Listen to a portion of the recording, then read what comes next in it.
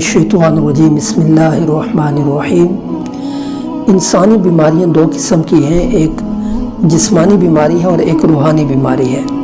جسمانی بیماری جس طرح کہ کسی کو بخار ہے، نزلہ ہے، زکام ہے، کھانسی ہے، اس کو ڈائبٹیز ہے، ایکسیکٹرا ایکسیکٹرا، اس طرح کے بے شمار کیا ہیں فزیکل سیکنس ہیں۔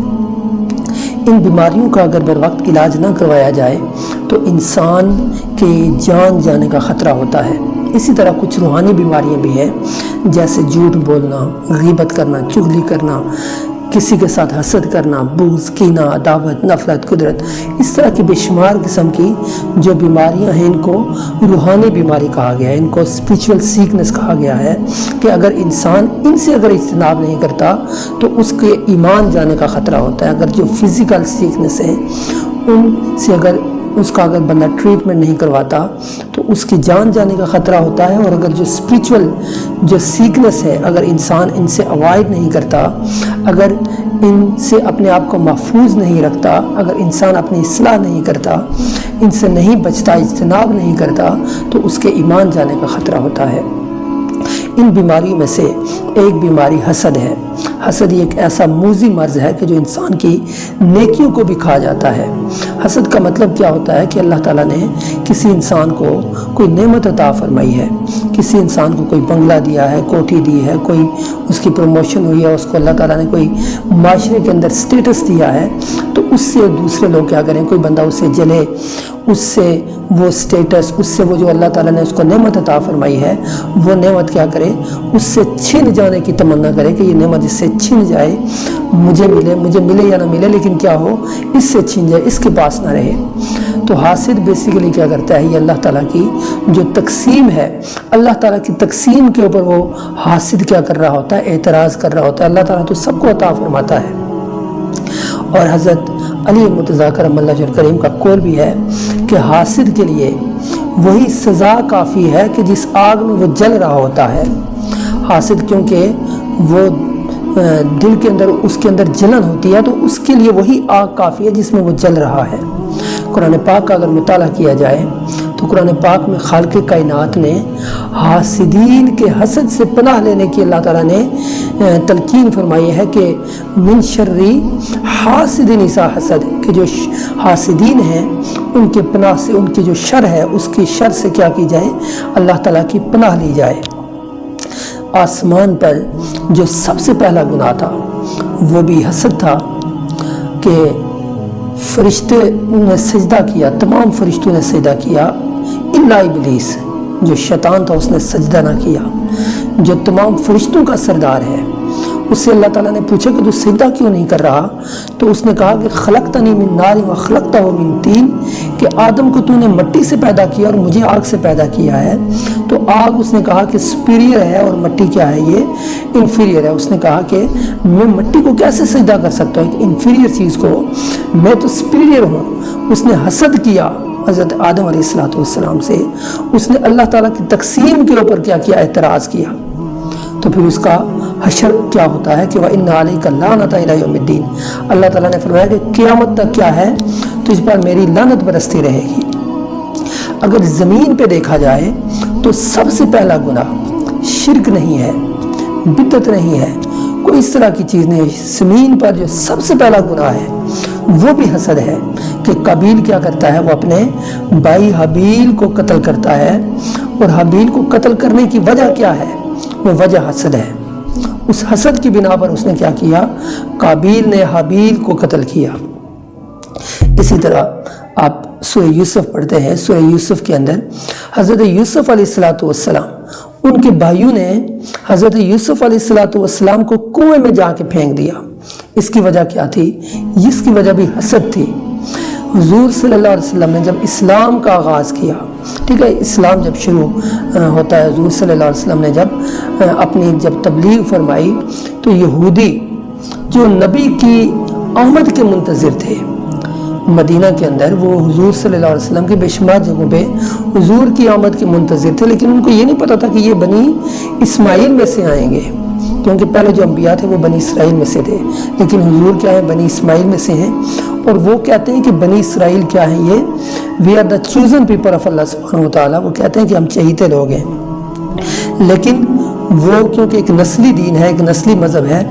تو اس وجہ سے انہوں نے بنی اسماعیل میں جب حضور صلی اللہ علیہ وسلم کو بھیجا گیا تو انہوں نے حسد کی بنا پر حضور صلی اللہ علیہ وسلم کو نہیں مانا، حضور صلی اللہ علیہ وسلم کی جو تبلیغ تھی اس کو ٹھکرا دیا۔ قرآن پاک کے اندر اللہ تعالیٰ فرماتا ہے کہ وہ تو حضور کو ایسے پہچانتے تھے جس طرح وہ اپنے بچوں کو پہچانتے ہیں، لیکن کیا ہے، حسد کی بنا پر ان لوگوں نے حضور صلی اللہ علیہ وسلم پر وہ ایمان نہ لائے۔ حسد ایک ایسا موذی مرض ہے کہ حضور صلی اللہ علیہ وسلم فرماتے ہیں کہ ایاکم والحسد فإن الحسد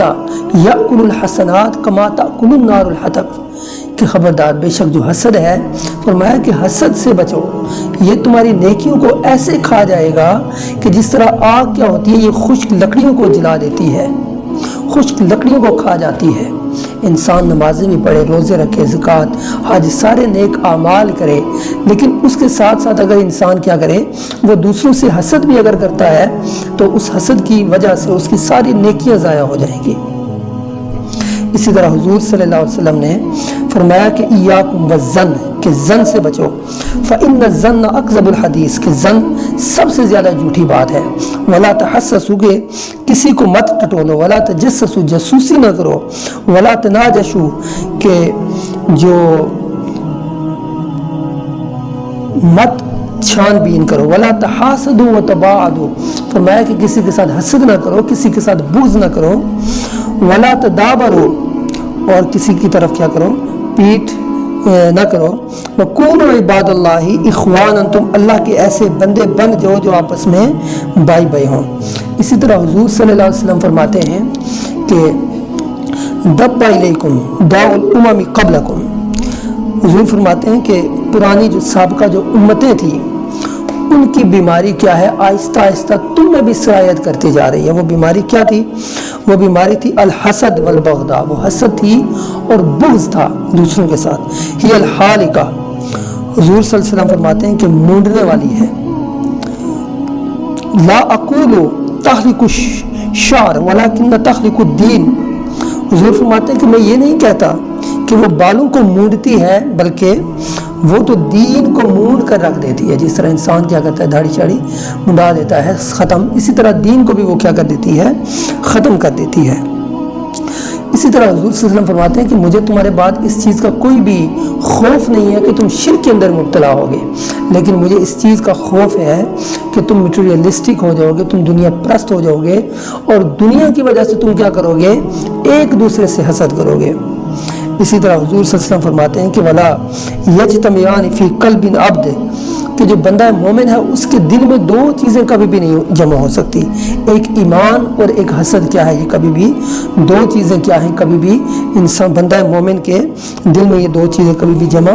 نہیں ہو سکتی۔ اسی طرح حضور صلی اللہ علیہ وسلم فرماتے ہیں کہ آپ صلی اللہ علیہ وسلم نے صرف دو بندوں سے حسد کرنے کی تلقین فرمائی۔ حضور صلی اللہ علیہ وسلم فرماتے ہیں کہ دو آدمیوں کے علاوہ کسی سے حسد جائز نہیں ہے۔ ایک وہ آدمی کہ جس سے اللہ تعالیٰ نے مال عطا فرمایا ہو اور وہ کیا کرے، وہ مال اللہ تعالیٰ کی راہ میں تقسیم کرے، اللہ تعالیٰ کی راہ میں وہ مال کیا کرے، لٹائے۔ اور دوسرا وہ بندہ ہے کہ جس کو اللہ تعالیٰ نے دین عطا فرمایا، اس کو اللہ تعالیٰ نے علم عطا فرمایا ہے، اور وہ کیا کرتا ہے، وہ اس علم کو پھیلاتا بھی ہے اور اس علم کی بیس کے اوپر وہ صحیح فیصلے بھی فرماتا ہے۔ ایسے دو بندوں سے حضور صلی اللہ علیہ وسلم نے کیا کیا کہ ایسے دو بندوں سے تم حسد کر سکتے ہو، اس طرح کا۔ اسی طرح حسد سے بچنے کے طریقہ بھی بتایا گیا ہے۔ انسان کو اللہ تعالیٰ نے بے شمار نعمتیں عطا فرمائی ہیں، اور اللہ تعالیٰ کی جو نعمتیں ہیں، انسان کو چاہیے کہ وہ اللہ تعالیٰ کی نعمتوں کے اوپر کیا کرے، قناعت کرے، اللہ تعالیٰ کا شکر ادا کرے۔ انسان جب اللہ تعالیٰ کی نعمتوں کے اوپر قناعت اختیار کرتا ہے، شکر ادا کرتا ہے، تو لَأَزِيدَنَّكُمْ، ہم کیا کریں گے، وَلَئِن شَكَرْتُمْ لَأَزِيدَنَّكُمْ، اگر تم ہمارے شکر گزار ہوگے تو ہم تمہاری جو نعمتیں ہیں ان کو بڑھا دیں گے، وَلَئِن كَفَرْتُمْ إِنَّ عَذَابِي لَشَدِيدٌ، اگر تم ناشکری کرو گے تو ہمارا عذاب بہت ہی سخت ہے۔ اسی طرح انسان کو ہمیشہ جو دنیا ہے، دنیا کے معاملے میں اگر انسان چاہتا ہے کہ وہ حسد سے بچے، بغض سے بچے، لوگوں کے ساتھ نفرت سے بچے، تو انسان کو ہمیشہ چاہیے کہ وہ اپنے سے نیچے والے لوگوں کو، دنیا کے معاملات میں اپنے سے نیچے والے لوگوں کو دیکھے، جبکہ جو دین ہے، دین کے معاملات میں اپنے سے اوپر والے کو دیکھے۔ صحابہ کرام علیہ رضوان کی جب زندگی کو دیکھا جائے تو وہ نماز اگر کسی کی رہ جاتی تھی، اگر کسی کی تکبیر اولیٰ فوت ہو جاتی تھی تو وہ تکبیر اولیٰ کے اوپر بھی وہ ایک دوسرے کے ساتھ تعزیت کرنے کے لیے جاتے تھے کہ یار تمہاری تکبیر اولیٰ کیا ہے، فوت ہو گئی ہے۔ لیکن ہم لوگ کیا ہیں، ہم دنیا کے پیچھے آج کل جو ہے وہ دنیا کے پیچھے کیا ہے، ہم لوگ ایسے دنیا کے پیچھے لگے ہوئے ہیں کہ ہمیں دین کا کوئی ہوش ہی نہیں ہے۔ آج ہر انسان جو ہے، ہمارے معاشرے کا المیہ بھی یہی ہے۔ ہمارے ہاں لوگوں میں جو انزائٹی ہے، ڈپریشن ہے، اس کی وجہ کیا ہے کہ انسان کے اوپر جو تکلیفیں ہیں، پریشانیاں ہیں، جو مصیبتیں ہیں انسان پہ، ٹھیک ہے، جو لوگوں پہ ہمارے معاشرے میں یہ ہے کہ لوگ اپنے دکھ کی وجہ سے، اپنے تکلیف کی وجہ سے، مصیبت کی وجہ سے وہ پریشان نہیں ہیں جتنا وہ کسی باقی لوگوں کو دیکھ کے وہ کیا ہے پریشان ہے۔ کسی کو خوش دیکھ کے وہ پریشان ہے، کسی کو خوش دیکھ کے لوگ کیا کرتے ہیں، ہمارے معاشرے کے اندر وہ زیادہ پریشان رہتے ہیں۔ تو اللہ تعالیٰ کی نعمتوں کا ہمیں ہمہ وقت شکر ادا کرنا چاہیے، اور یہ جو موذی امراض ہیں، ان موذی امراض سے ہمیں ہر وقت بچنے کی دعا کرنی چاہیے۔ اللہ تعالیٰ ہمیں ان موذی امراض